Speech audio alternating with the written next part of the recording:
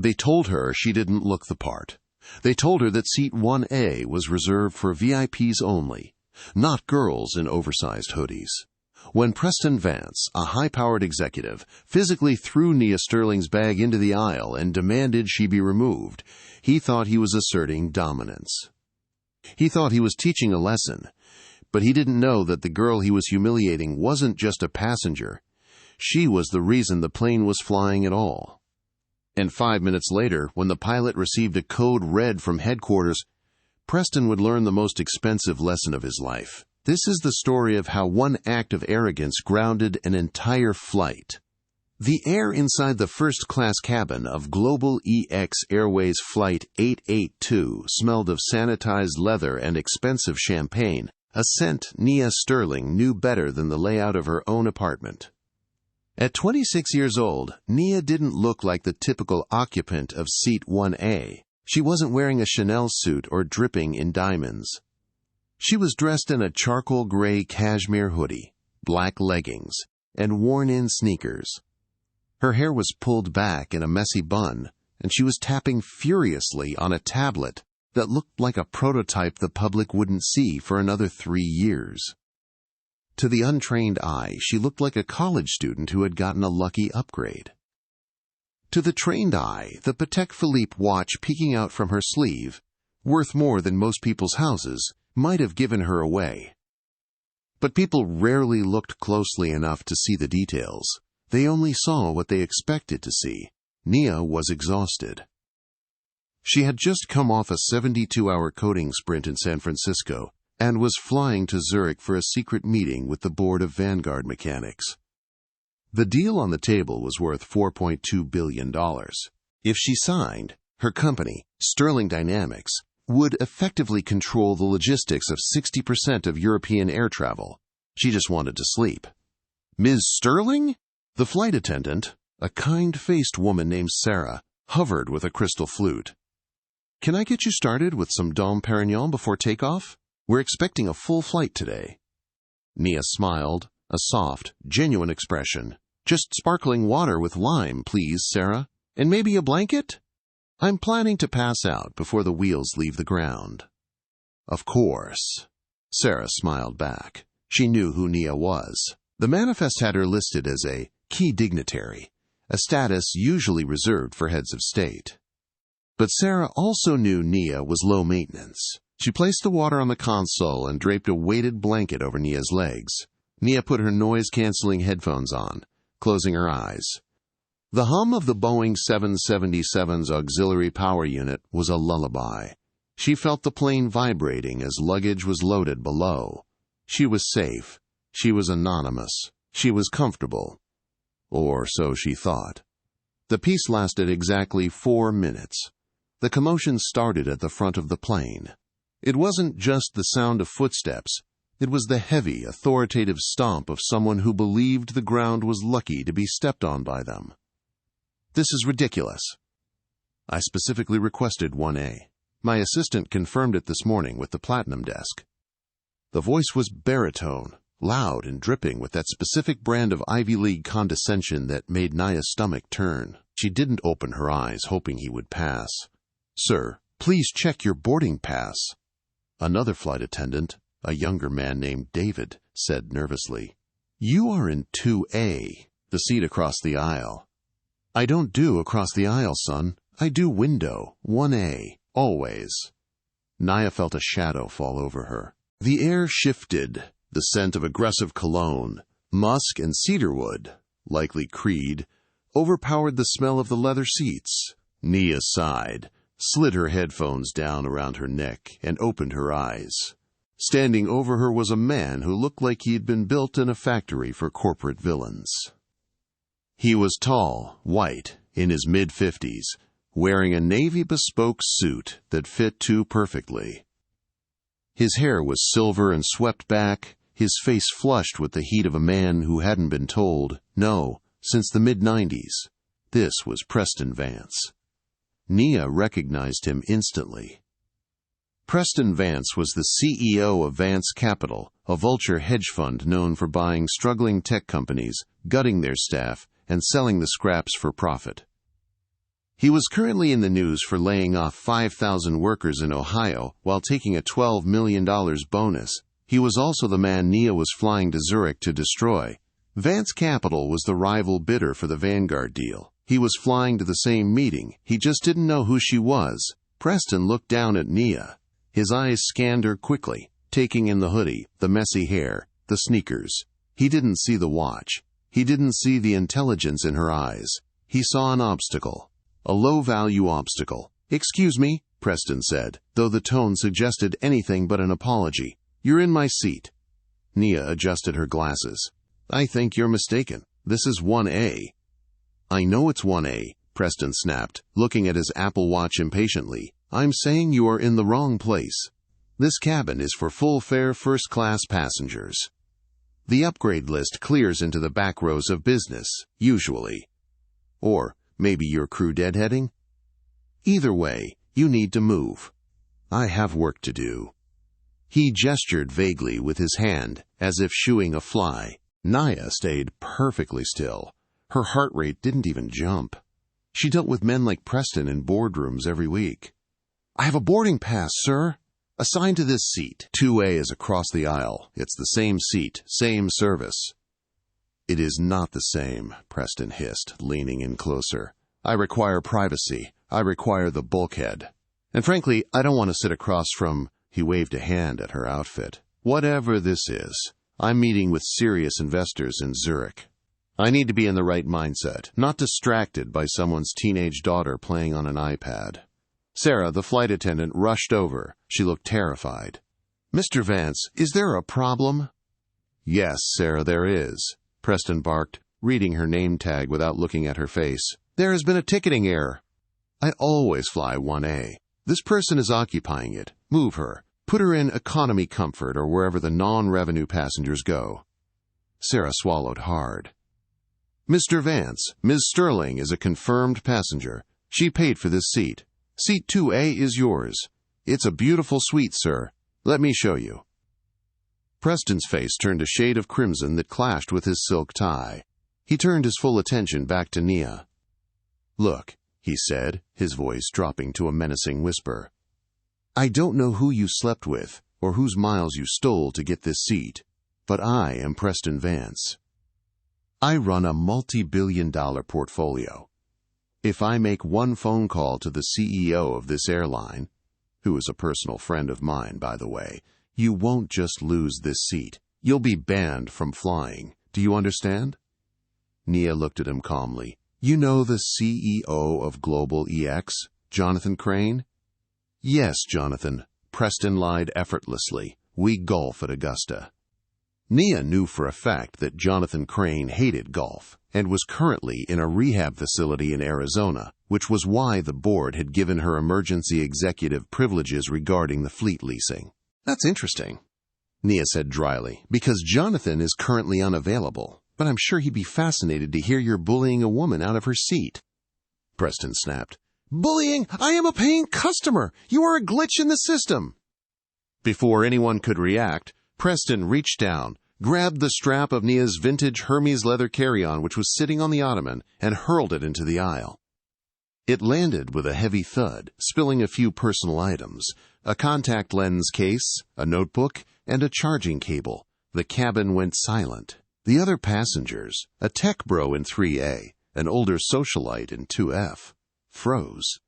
"Move!" Preston roared, pointing to the aisle. "Now, before I have security drag you off." Nia looked at her bag on the floor. Then she looked up at Preston. The temperature in her eyes dropped to absolute 0. "You shouldn't have touched my bag," she said softly. "I'll touch whatever I have to in order to get what I paid for," Preston yelled. He was causing a scene now, banking on the fact that in the history of aviation, loud, rich white men usually got their way when the opponent was a young black woman. Sarah was trembling. She pressed the intercom button. "Captain to the cabin, please. Captain to the cabin."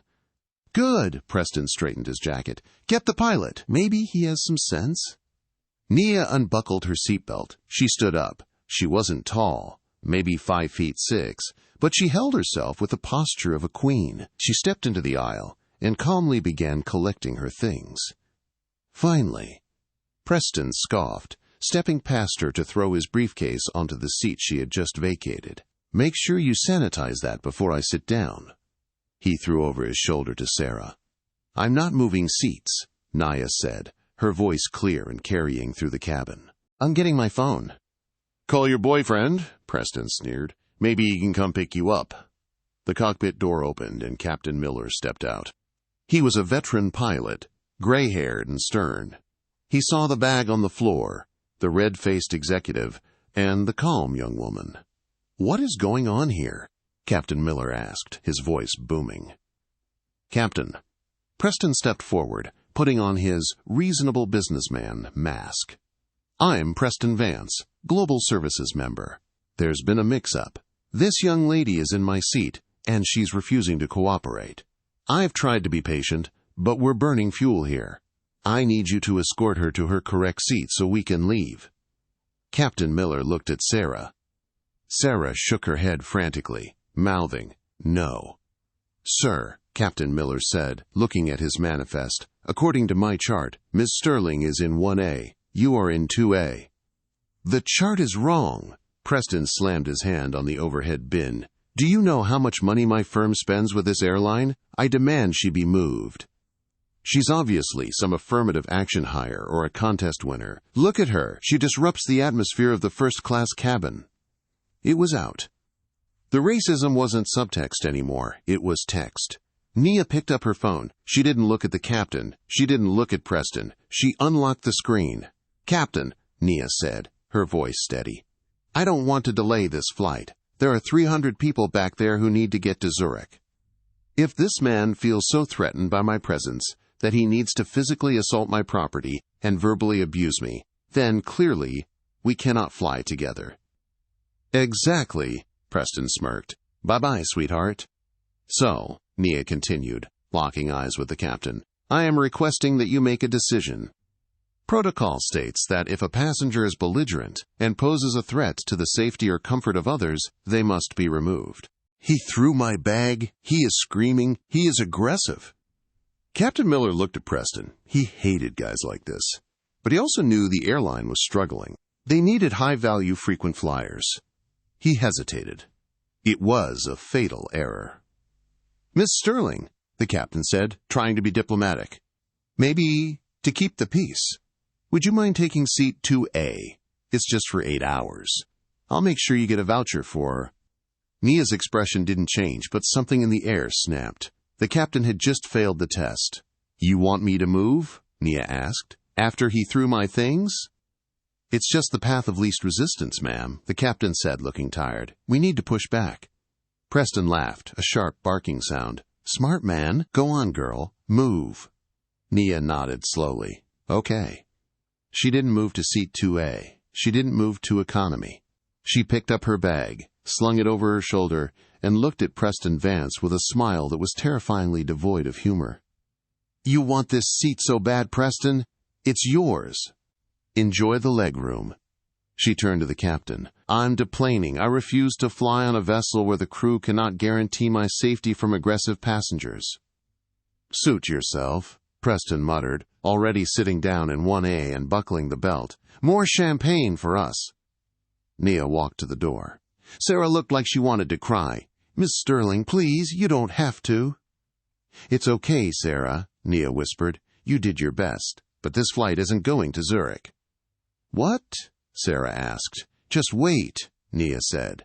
Nia walked up the jet bridge, back into the terminal. The captain sighed, relieved the problem was solved, and went back to the cockpit. Door closed, the captain announced. Prepare for cross-check. Preston Vance stretched out his legs in seat 1A. He accepted a glass of champagne from a traumatized Sarah. See? He said to the passenger across the aisle. You just have to show them who's boss. The world respects strength. The plane pushed back from the gate. The safety video began to play. The engines whined to life. Preston closed his eyes, ready for a nap. He had won, or so he thought. Nia stood at the massive plate glass window of Gate B42, watching Globally X Flight 882 push back from the jet bridge. The massive GE-90 engine spun up, a low-frequency rumble that vibrated through the terminal glass against her forehead. She wasn't angry. Anger was inefficient. Anger was what men like Preston Vance used to mask their insecurities. Naya felt a profound, icy clarity. It was the same feeling she got when she looked at thousands of lines of disorganized code and suddenly saw the pattern, the flaw that needed to be excised. She pulled out her phone. It was a specialized, secure device, encrypted at a military level. She didn't call customer service. She didn't call the Platinum Desk. She opened an app that only about 20 people on the planet had access to. It was labeled simply, Vanguard Asset Management Protocol. Her thumb hovered over a red icon that looked like a padlock. Inside the plane, Flight 882 was taxiing smoothly toward runway 28R. The safety demonstration was finished. The cabin lights were dimmed. In Seat 1A, Preston Vance had kicked off his loafers. He was already on his second glass of Dom Pérignon, feeling the satisfying buzz of a man who had asserted his dominance and won. He opened his laptop, ready to review his pitch deck for the Zurich meeting. He chuckled to himself, thinking about the girl in the hoodie. Probably crying in the food court by now, he thought. Maybe she'll learn to dress appropriately next time. Up in the cockpit, Captain Miller was running through the pre-takeoff checklist with his first officer. Flaps set to 15, the first officer confirmed. Auto brake, RTO. Global EX 882 Heavy, Tower, the air traffic controller's voice crackled in their headsets. Hold short of runway 28, right. Be advised, we have an amended clearance for you. Captain Miller frowned. Copy, holding short 28, right, go ahead with the amendment. There was a pause, a long, uncomfortable pause that lasted nearly 30 seconds. Global EX 882 Heavy. The controller's voice returned, sounding confused and significantly more tense. Tower. Cancel takeoff clearance. Repeat, cancel takeoff clearance. You are ordered to return to the gate immediately. Expedite. Captain Miller exchanged a worried look with his co-pilot. Tower, say again, what's the reason? We're fully loaded, fuel and passengers. We're number 1 for departure. Captain, I don't have details. I just have a flash priority message from Global EX Operations Center and the FAA. Your flight status has been revoked. It's a code Red Sierra. Return to Gate B42 immediately. Do not, I repeat, do not enter the active runway. Code Red Sierra. The captain's blood ran cold. In 30 years of flying, he had only heard that code in simulations. It meant security/financial compromise. Immediate asset freeze. It usually meant the airline had just gone bankrupt midday, or a credible terrorist threat existed against a specific aircraft. The captain slammed on the brakes. The massive Boeing 777 lurched to a stop on the taxiway. In the first-class cabin, champagne sloshed out of Preston Vance's glass, staining his silk tie. What the hell is going on? Preston barked loudly, looking around. Why are we stopping? Sarah, the flight attendant, unbuckled her jump seat strap and hurried to the interphone. She listened for a moment, her face paling. Ladies and gentlemen, the captain's voice came over the PA system, tight with strained professionalism. This is the captain speaking. We have been ordered by Air Traffic Control and Company Operations to return to the gate. We don't have any further information at this time. Please remain seated with your seatbelts fastened. A groan went through the plane. But Preston Vance didn't groan. He was furious. Unbelievable! Preston shouted. I have a meeting tomorrow morning that determines the fate of thousands of jobs. I cannot go back to the gate. He glared at the empty seat across the aisle, 2A. A strange thought flickered in his mind. A correlation between the girl leaving and this sudden stop. But he dismissed it immediately. Don't be absurd, he thought. She's nobody. This is just incompetent airline management. The plane began a slow, agonizing U-turn on the tarmac. It had been in motion for exactly 6 minutes. Nia watched from the window as the plane grew larger, returning to its cage. She hadn't moved. She hadn't yelled. She had simply pressed one virtual button on her phone. She pressed another button now, dialing a number in Zurich. Herr Weber, she said when the call connected, her voice calm business German. This is Nia Sterling. Yes. I'm afraid I've been delayed. No, my commercial flight ran into a technical issue. Initiate contingency plan Charlie. Get my Gulfstream G650 prepped at Teterboro. I'll be there in 45 minutes. And Herr Weber? Tell the board the Vance Capital presentation might be late. Very late. When the cabin door of Flight 882 reopened at Gate B42, the atmosphere was toxic. The jet bridge wasn't empty this time. It was swarming with high-level airline personnel wearing very expensive suits and very panicked expressions. Standing in the center of the chaos was Marcus Thorne, the Executive Vice President of Global EX Operations for the entire Eastern Seaboard. He looked like a man who had just been told a nuclear weapon was armed in his basement. Preston Vance was the first one off the plane, shoving past Sarah without a glance. He made a beeline for Thorne, recognizing the aura of authority. "You!" Preston shouted, pointing a finger in Thorne's face. "Are you in charge here? This is unacceptable." "I am Preston Vance. I demand to know why this flight was turned around. Do you know how much money I am losing by the minute?" Marcus Thorne looked at Preston as if he were a moderately annoying insect. He didn't even blink. "Mr. Vance, step aside. I have a crisis to manage that is significantly larger than your schedule." "Larger than my schedule?" Preston spluttered, his face turning purple. "I am a Diamond Global Services member. I personally know Jonathan Crane." "Mr. Vance," Thorne said, his voice razor-sharp. "Right now, Jonathan Crane is on a conference call trying to figure out if this airline will still exist tomorrow morning. If you don't move, I will have airport police remove you from the secure area." Preston froze, stunned into silence by the sheer venom in Thorne's tone. Thorne pushed past him, striding onto the plane. He found Captain Miller in the cockpit, looking shell-shocked. "Talk to me, Miller," Thorne demanded.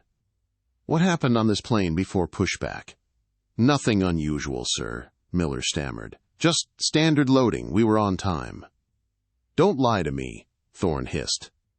"Operations got a notification that the underwriting insurance for this specific airframe, tail number N772GX, was instantaneously revoked at 10:14 a.m. The lessor invoked an emergency clawback clause. We are legally prohibited from flying this $300 million aircraft anywhere." The captain stared blankly. "Insurance? Who has the power to just revoke insurance mid-taxi?" Thorne stared at the pilot. Who was on board? Was there a VIP? A diplomat? Someone on the Treasury watch list? The captain swallowed hard. The image of the girl in the gray hoodie flashed in his mind, the one he had politely asked to give up her seat to keep the peace. "There was an incident in first class," the captain admitted quietly. "A passenger dispute over seats. A young woman, seat 1A, she voluntarily deplaned before pushback because she felt unsafe." Thorne closed his eyes, a look of pure agony crossing his face. "Describe her." "Young, black, dressed casually, hoodie, leggings.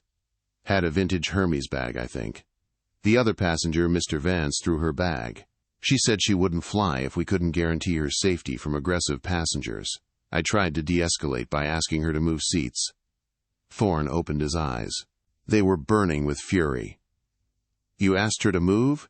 You let Preston Vance, a B-tier hedge fund manager, bully a woman off your plane." "It was just a seat dispute, Marcus. We needed to push back." "You idiot," Thorne whispered, leaning in close to the captain. "Did you check the manifest? Did you see the coding next to her name? K-Dig-1? I saw it. Key dignitary. We get politicians all the time." "It's not just a politician, Miller," Thorne said, his voice trembling. "That was Nia Sterling, the CEO of Sterling Dynamics, the woman whose company owns the leasing rights to 60% of our wide-body engines, the woman whose software runs our entire logistics network. She didn't just deplane. She invoked the asset risk clause in our master contract. She decided that if Global EX staff couldn't protect her from a belligerent drunk in 1A, we couldn't be trusted with her $500 million engines." The color drained from Captain Miller's face so completely he looked like a corpse. "She grounded the plane. the captain whispered. No, Thorne corrected him grimly. She grounded the airline. Back in the terminal, the chaos was spreading. The 300 passengers of Flight 882 were milling around the gate area, furious and confused. Preston Vance was standing near the podium, screaming at a gate agent. I demand another flight. Get me on Lufthansa. Get me on Swiss. I don't care what it costs. I can't, sir, the terrified agent typed frantically. The system, it's locked out. I can't book anything. It's saying there's a global hold on all first-class rebookings initiated from this terminal. What? Preston shrieked.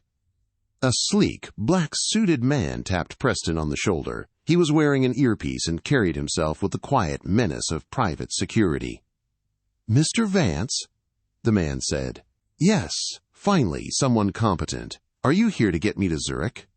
No, sir. Miss Sterling would like a word with you. Follow me, please. The walk from Gate B42 to the sanctuary of the airline's premium lounge was usually a strut of victory for Preston Vance. Today, however, it felt more like a march into the unknown.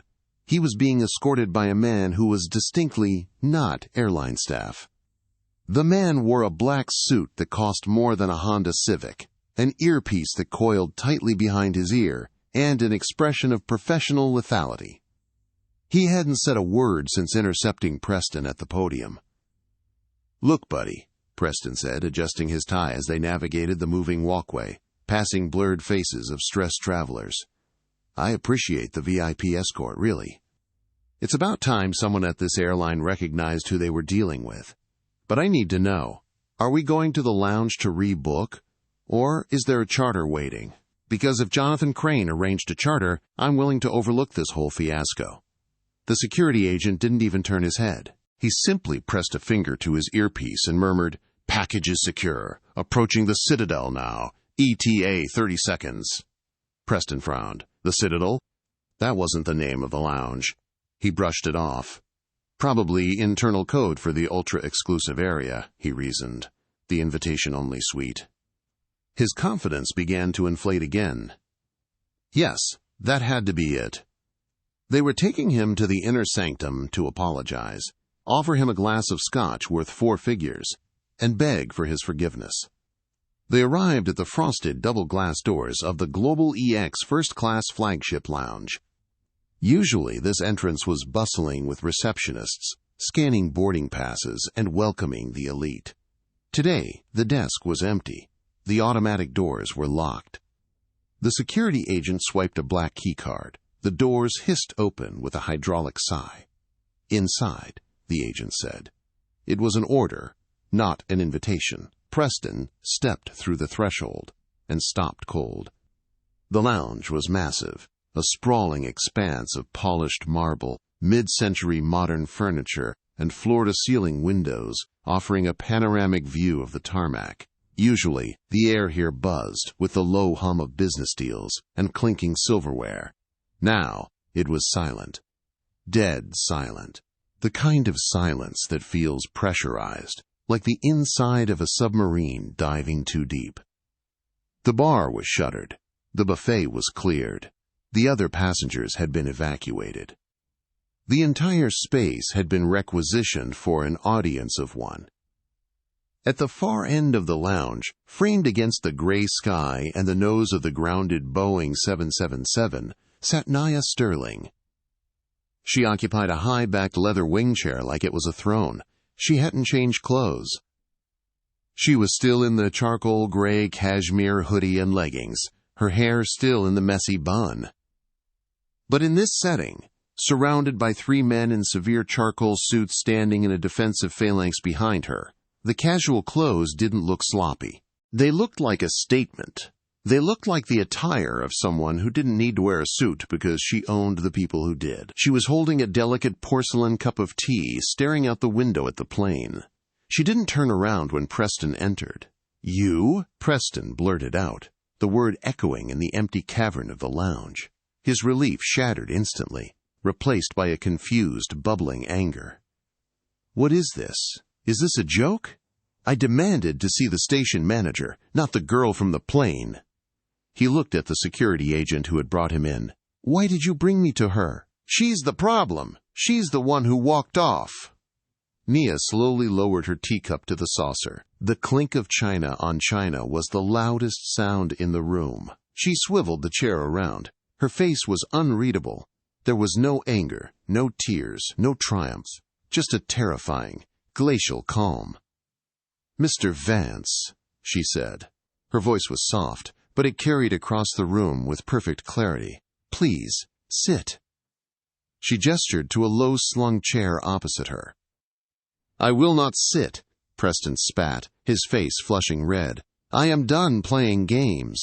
I have a meeting in Zurich that determines the fate of my company. I am losing millions of dollars standing here talking to a—" He caught himself before using a slur, but the intent hung in the air like smog. "To a nobody. Where is Marcus Thorne? Where is the captain?" One of the men standing behind Nia stepped forward. He was older, with silver hair and a face carved from granite. "Mr. Vance," the man said, his voice deep and resonant. "I am Elias Thorne, Chief General Counsel for Sterling Dynamics. You are currently in a private meeting space that has been legally leased by my client for the next 2 hours. You have 2 choices. You can sit down and listen to what Ms. Sterling has to say, or I can have the federal marshals waiting outside the door arrest you for interference with a flight crew and creating a security disturbance. The paperwork is already drafted. I just need to hit send." Preston froze. "Federal marshals?" He looked at Elias, then at the security guards. This wasn't airline customer service. This was a tribunal. His knees felt weak. He sat down in the chair opposite Nia, gripping the armrests until his knuckles turned white. "Make it fast," Preston hissed, trying to salvage some shred of authority. "Who did you call? Your father? Did Daddy pull some strings to ground the plane because his little girl got her feelings hurt?" Nia tilted her head to the side, studying him like he was a glitch in a line of code she was about to delete. "You really don't see me, do you?" she asked quietly. "Even now, even with the empty lounge, the security detail, the grounded jet, you still see a girl in a hoodie who stole a seat." "I see a brat," Preston sneered. "A diversity hire who thinks the world owes her a first-class experience." Nia sighed. It was a sound of profound disappointment, not in herself, but in him. She leaned forward, resting her elbows on her knees. The movement caused the sleeve of her hoodie to ride up, revealing the Patek Philippe Grandmaster chime on her wrist. Preston was a watch guy. He knew watches. He froze. That wasn't just a watch. That was a $2.5 million piece of horology. It was the kind of watch you didn't buy. You were invited to purchase it. His eyes darted from the watch to her face. A crack formed in his reality. "Let's clear up a few misconceptions, Preston," Nia said, her tone shifting from conversational to clinical. "You operate under the delusion that power is about volume. You think because you yelled at the flight attendant, and because the captain was too weak to stop you, that you won." She pointed a manicured finger toward the window, at the massive aircraft parked at gate B-42. "Do you know why that plane isn't moving?" "Because you threw a tantrum," Preston muttered, though his voice lacked its earlier conviction. "Because of some security risk. Lie."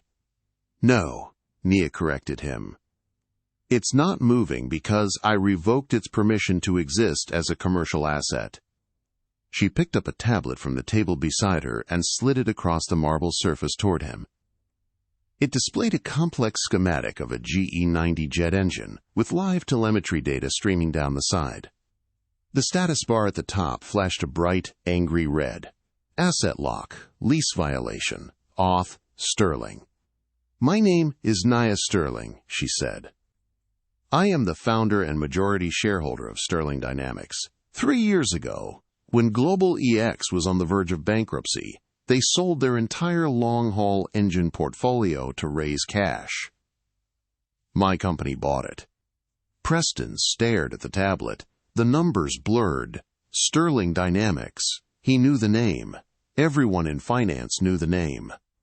It was the black box of the aerospace industry, the company that had quietly cornered the market on logistics software and hardware leasing.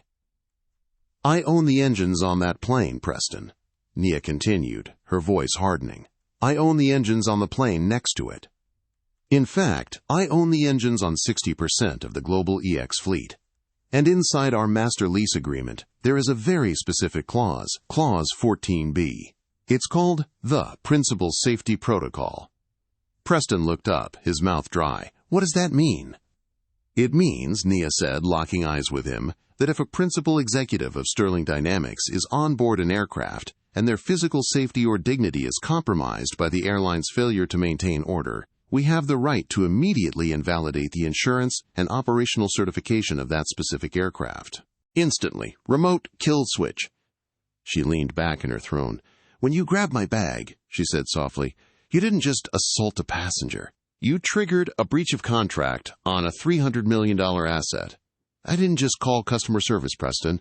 I logged into the admin route of the airline's fleet management system. I grounded this plane. And, just to be safe, I ordered a Level 1 diagnostic on every other plane in the Eastern Corridor, which is why nothing is moving out there. Preston looked out the window. It was true. The tarmac was a parking lot. Nothing was taking off. The silence wasn't just in the lounge. It was over the whole airport. The realization hit him like a physical blow to the gut. The scale of his mistake was so vast it was nauseating. He hadn't just bullied a girl. He had tried to big dog the landlord of the sky. You stopped the airline, Preston whispered, his voice trembling. Because of a seat? No, Nia snapped, the first flash of real anger entering her eyes. Do not reduce this to a seat. This was about entitlement. You assumed that because I am young, because I am black, and because I was dressed for comfort, that I had no value. You assumed you could displace me. You assumed the rules didn't apply to you. She stood up. The three guards stepped forward simultaneously. You were wrong. Preston scrambled to his feet, panic clawing at his throat. The meeting in Zurich. The Vance Capital deal. His entire career. It was all dissolving in this room. Ms. Sterling, Preston stammered, holding out his hands. Nia, please. I didn't know. I swear to you, I didn't know who you were. If I had known. If you had known I was a billionaire, you would have treated me with respect. Nia cut him off, her eyebrows raising. That's your defense? That you only treat people like humans if you think they have money? No, I mean, look, I'm under a lot of stress. The Zurich deal, it's everything. If I don't get there by tomorrow morning, my firm collapses. Thousands of jobs. You can't do this. I'm not doing anything, Preston, Nia said, picking up her vintage Hermes bag from the floor, the same one he had thrown. She dusted it off gently. I'm just protecting my assets, and you are a liability. Please, Preston begged, his dignity completely gone. Just get me on a plane. Any plane. I'll sit in the back. I'll sit in the cargo hold. Just let me fly. Nia signaled to the security agent at the door. I'm afraid that's out of my hands now, she said coolly. You see, when I flagged the security breach, your name was automatically propagated to the Alliance database. Aggressive passenger with history of physical confrontation. It's an algorithmic flag. Most airlines won't sell a ticket to someone with that coding for at least, 24 hours? Maybe 48? Preston felt the blood drain from his face. You blacklisted me? I fixed a glitch, Nia corrected him. The system is working exactly as designed. She walked past him toward the door. As she passed, the scent of her perfume, something subtle and wildly expensive, wafted over him. She stopped and looked back over her shoulder. My Gulfstream is waiting at Teterboro. I'll be in Zurich in 7 hours. I plan to tell the board of Vanguard Mechanics exactly why I was late. I imagine they'll find the story of Preston Vance, the man who grounded a fleet because he couldn't handle sitting in row 2. Very illuminating. Nia, wait! Preston shouted, lunging forward. The large security agent blocked his path with a chest like a concrete wall. Don't, the agent growled. Nia walked out the frosted glass doors, her legal team flanking her, leaving Preston Vance alone in the silent, luxurious lounge, staring out the window at the magnificent, powerful machines that refused to move for him. The descent of Preston Vance did not begin when he was fired. It began in row 34, seat E, of a budget carrier flight departing from Newark 3 hours late. Because Nia Sterling had effectively blacklisted him from every major alliance carrier, her security risk flag propagating through the shared databases of the Star Alliance and One World networks within minutes. Preston had been forced to book a last-minute ticket on Icelandic budget air. There was no Dom Perignon, there was no legroom, there was no lie-flat suite. There was only a plastic tray table digging into his stomach, a screaming toddler in seat 34D, and a smell of stale coffee and damp wool that permeated the cabin. Preston, a man who hadn't flown economy since the late 1990s, sat in a state of catatonic shock. His bespoke suit was wrinkled. His phone was dead because he didn't have the right USB adapter for the cheap seatback charger. He stared at the back of the headrest in front of him, playing the events of the last 12 hours on a loop, trying to find the moment where he could have fixed it. He arrived in Zurich 26 hours later than planned. He hadn't slept, he hadn't showered. He looked less like a titan of Wall Street and more like a man fleeing a natural disaster. He didn't wait for his luggage. He couldn't afford the time. He ran through the pristine, echoing halls of Zurich Airport, threw himself into a taxi, and screamed the address of Vanguard Mechanics at the driver. "Faster!" he yelled, slamming his hand on the leather seat. "I will pay you double. Just drive!" The taxi screeched to a halt in front of the glass and steel fortress of Vanguard headquarters at 10:15 a.m. Preston threw a handful of euros at the driver and sprinted toward the revolving doors. He checked his reflection in the glass. He looked manic. "It doesn't matter," he told himself. "Once I speak, they'll remember who I am. I can spin this. I can always spin this." He marched up to the security turnstiles, the same ones he had breezed through a dozen times before. He slapped his visitor badge, issued weeks ago, against the reader. Beep, beep. A red light flashed. Access denied. He tried again. Harder. Beep, beep. "Is there a problem, Herr Vance?" The voice was cool, detached, and surgically polite. Preston looked up to see Frau Zimmer, the head of executive reception. She wasn't smiling. Beside her stood two large Swiss security guards, with arms the size of tree trunks. "My badge isn't working," Preston panted, wiping sweat from his forehead. "I'm here for the closing meeting. Tell the board I'm here. I know I'm late, but the airlines, it was a nightmare." Frau Zimmer didn't blink. She typed something on her keyboard, the sound distinct in the silent lobby. "The closing meeting took place yesterday at 4 p.m., Herr Vance, as scheduled." "That's impossible," Preston laughed nervously. "They couldn't close without the capital injection. I have the papers. I have the terms." "The terms were met by another party," Zimmer said, finally looking him in the eye. "The acquisition was finalized this morning. Vanguard Mechanics is now a wholly owned subsidiary of Sterling Dynamics." Preston felt the blood drain from his face, leaving him dizzy. The world tilted on its axis. Sterling? That girl?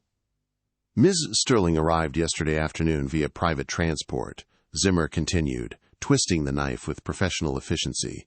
"She gave a very compelling presentation on modernizing our logistics. The board was quite impressed. They signed immediately." Preston staggered back.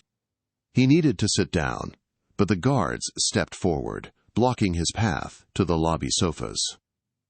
"You are no longer an authorized guest, Herr Vance," Zimmer said. "Please vacate the premises." He stumbled out onto the cold Zurich street. The gray sky seemed to press down on him. He finally managed to turn his phone on, counting on the 12% battery life remaining. It vibrated instantly. Then again. Then it began to convulse in his hand, a continuous, unbroken stream of notifications. Texts, emails, missed calls, news alerts. He opened his email first.